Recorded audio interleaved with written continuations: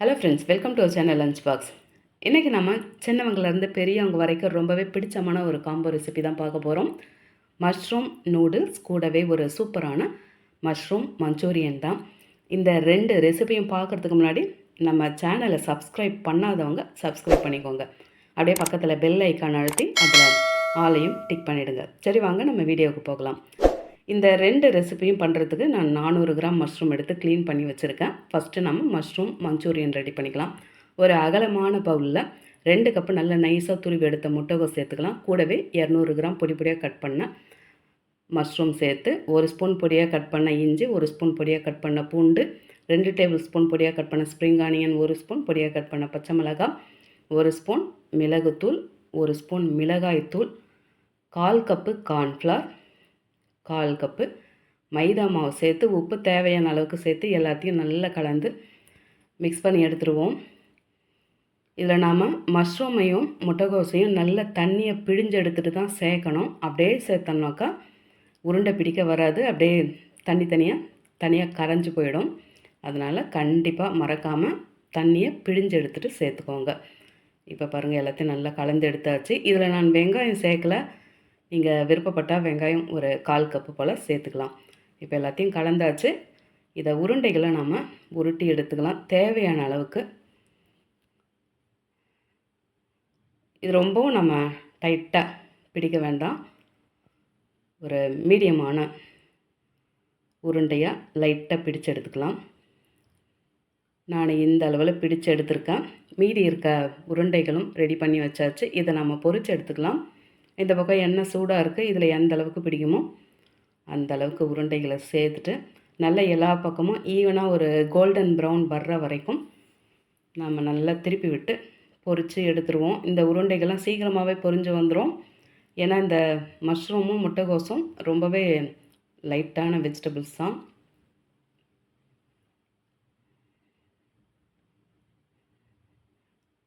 நல்ல எல்லா பக்கமும் இதே மாதிரி நடுவில் நம்ம திருப்பி வேணும். இல்லாட்டி ஒரே சைடாக ரொம்ப டார்க் கலர் ஆகிடும்.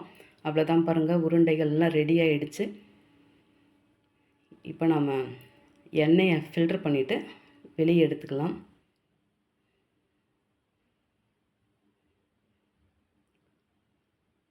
அவ்வளோதான், நம்மளோட மஞ்சூரியன் பால்ஸ் அட்ராக்ஷனாக ரெடி ஆகிடுச்சு. மீதி இருக்க உருண்டைகளும் இதை மாதிரி நம்ம ரெடி பண்ணி வச்சாச்சு. இந்த பக்கம் அந்த கிரேவி ரெடி பண்ணிக்கலாம். ஒரு பாத்திரம் சூடு பண்ணிவிட்டு அதில் 3 ஸ்பூன் எண்ணெய் விட்டு எண்ணெய் சூடான பிறகு 1 ஸ்பூன் பொடியாக கட் பண்ண பூண்டு சேர்த்து லைட்டாக கலந்து விட்டுருவோம். இப்போ 1 ஸ்பூன் பொடியாக கட் பண்ண இஞ்சி அதையும் கலந்து விட்டாச்சு. இப்போ 1 ஸ்பூன் பொடியாக கட் பண்ண பச்சை மிளகாய் அதையும் கலந்துட்டு 1/4 கப்பு நல்ல பொடியாக கட் பண்ண வெங்காயம் சேர்த்து அதையும் லைட்டாக கலந்துட்டு 1/4 கப்பு பொடியாக கட் பண்ண கேப்சிகம், எல்லாமே ரொம்ப லைட்டாக தான் இருக்கணும். நல்லா க்ரன்ச்சியாக, ரொம்பவும் டீப்பாலாம் வதங்க வேண்டாம். இப்போ இதில் 1 spoon soya sauce, 1/2 spoon red chilli sauce, 1 spoon tomato sauce, 1 spoon Schezwan sauce, 1/2 spoon green chilli sauce. உப்பு தேவையான அளவுக்கு பார்த்து சேர்த்துக்கலாம். ஏன்னா இந்த சாஸ்லேயே உப்பு இருக்கும். இப்போ எல்லாத்தையும் அப்படியே கலந்து விட்டுருவோம்.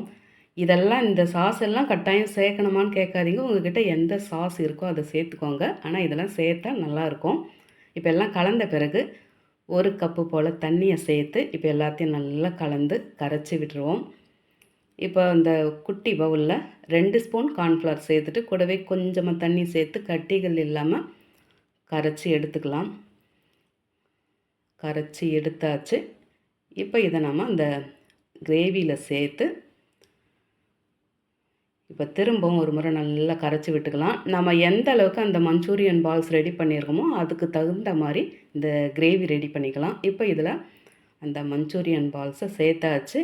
இப்போ பொடியாக கட் பண்ண ஸ்ப்ரிங் ஆனியன் சேர்த்து ஒரு முறை அப்படியே கலந்து விட்டுருவோம். நல்லா அந்த கிரேவி நல்லா அந்த மஞ்சூரியன் பால்ஸ் நல்லா ஊறி வரட்டும். ஒரு 2-3 நிமிஷத்துக்கு அப்படியே விட்டுக்கலாம். நல்லா அந்த கிரேவி சூடுலேயே அந்த மஞ்சூரியன் பால்ஸ் இருந்தால் தான் நல்லா சீக்கிரமாகவே அந்த கிரேவியை அப்படியே அப்சர்வ் பண்ணி எடுக்கும். இப்போ பாருங்கள், கொஞ்சம் அந்த கிரேவி குறைஞ்ச மாதிரி இருக்குது. இந்த டைமில் ஒரு ஸ்பூன் ஃப்ரெஷ்ஷாக பொடி பண்ண பெப்பர் பவுடர் சேர்த்து திரும்ப ஒரு முறை நல்லா கலந்துட்டு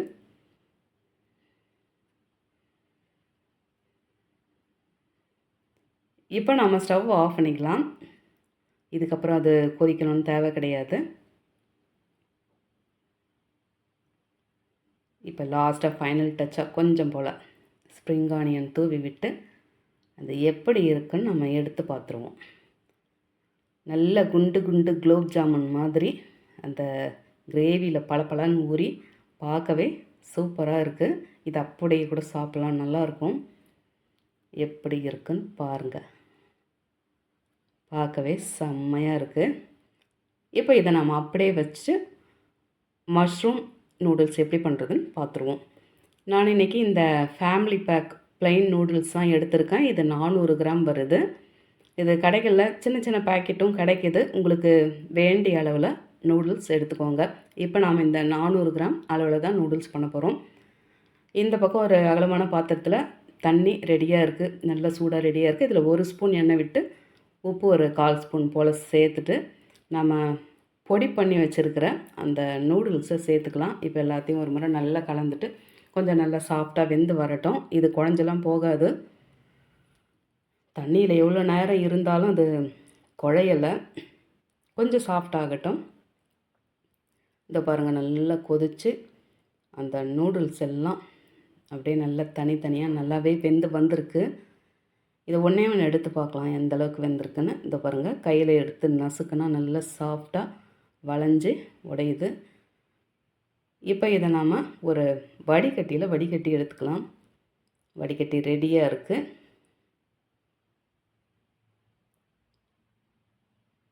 இப்போ இது நல்லா தண்ணியை வடித்து எடுத்துகிட்டு நல்லா ட்ரையாக இப்படி கொஞ்சம் நேரம் இப்படியே லைட்டாக ஆறட்டும். இப்போ இந்த பக்கம் ஒரு அகலமான பாத்திரம் சூடு பண்ணிவிட்டு அதில் 4 ஸ்பூன் போல் எண்ணெய் விட்டுக்கலாம். எண்ணெய் சூடான பிறகு திரும்ப அதே தான் 1 ஸ்பூன் நல்ல பொடியாக கட் பண்ண பூண்டு சேர்த்து லைட்டாக கலந்துட்டு 1 ஸ்பூன் பொடியாக கட் பண்ண இஞ்சி சேர்த்து லைட்டாக கலந்துக்கலாம். 2 ஸ்பூன் கூட கலந்துக்கலாம், ஏன்னா நமக்கு அந்த நூடுல்ஸ் குவான்டிட்டி அதிகம். இப்போ 1 ஸ்பூன் பொடியாக கட் பண்ண பச்சை மிளகாய் சேர்த்து அதையும் நல்லா கலந்துட்டு 1/4 கப்பு வெங்காயம் நீல வாக்கில் மெலிசாக கட் பண்ணி சேர்த்துக்கலாம். இதையும் அப்படியே லைட்டாக வதக்கிட்டு இந்த பக்கம் 200 கிராம் மஷ்ரூமை இந்த மாதிரி கட் பண்ணி சேர்த்து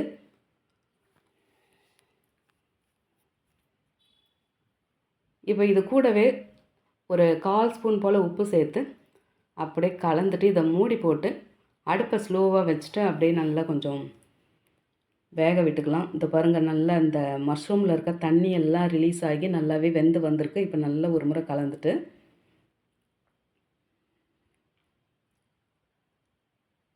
1/4 கப்பு போல் நீல வாக்கில் கட் பண்ண கேப்சிகம் சேர்த்து அதையும் லேசாக கலந்துட்டு இப்போ 1 table spoon soya sauce, 1 table spoon Schezwan sauce, 1 spoon green chilli sauce, 1 table spoon tomato sauce,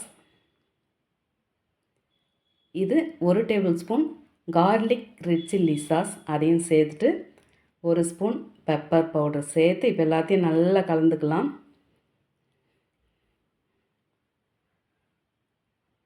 நம்ம இந்த சாஸ் எல்லாமே சேர்க்கும்போது அது அப்படியே இந்த ரெஸ்டாரண்ட் ஸ்டைலில் அப்படியே நமக்கு கிடைக்கும். அதனால் அதெல்லாம் சேர்த்தா நல்லாவே இருக்கும். இப்போ நம்ம வேக வச்சுருக்க அந்த நூடுல்ஸை சேர்த்தாச்சு. லாஸ்ட்டாக கட் பண்ணி வச்சுருக்க ஸ்ப்ரிங் ஆனியன் சேர்த்துட்டு இப்போ எல்லாத்தையும் நல்லா அடிக்கான கலந்து பிரட்டி எடுத்துக்கலாம். அவ்வளோதான், நம்மளோட நூடுல்ஸு ரெடி ஆகிடும். கூடுமான வரை இந்த மாதிரி நூடுல்ஸ் பண்ணும்போது இந்த நான்ஸ்டிக் பாத்திரத்தை அவாய்ட் பண்ணிட்டு நார்மலான கடாயில் நம்ம கலந்து எடுத்தோம்னா நல்லாவே வரும். ஏன்னா இதில் நாம் வந்து மெட்டல் கரண்டி யூஸ் பண்ணி ஃப்ரீயாக கலந்து எடுக்க முடியாது, ரொம்ப கஷ்டமான வேலை. ஆனால் இந்த மாதிரி நான்ஸ்டிக்கில் கலந்து எடுக்கும்போது நல்லா ஸ்மூத்தாக மிக்ஸ் ஆகி வரும்னு நான் வந்து இதில் வந்து நூடுல்ஸ் பண்ண வேண்டியதாக போயிடுச்சு. இது பாருங்கள், எல்லாமே நல்லா சூப்பராக கலந்து வந்திருக்கு. நாம் இன்னும் கூட மஷ்ரூம் சேர்த்துருக்கலாம். நம்ம சேர்த்த மஷ்ரூம் எங்கே இருக்குன்னே தெரியல. நம்மளோட மஷ்ரூம் நூடுல்ஸ் அட்டகாசமாக ரெடி ஆயிடுச்சு.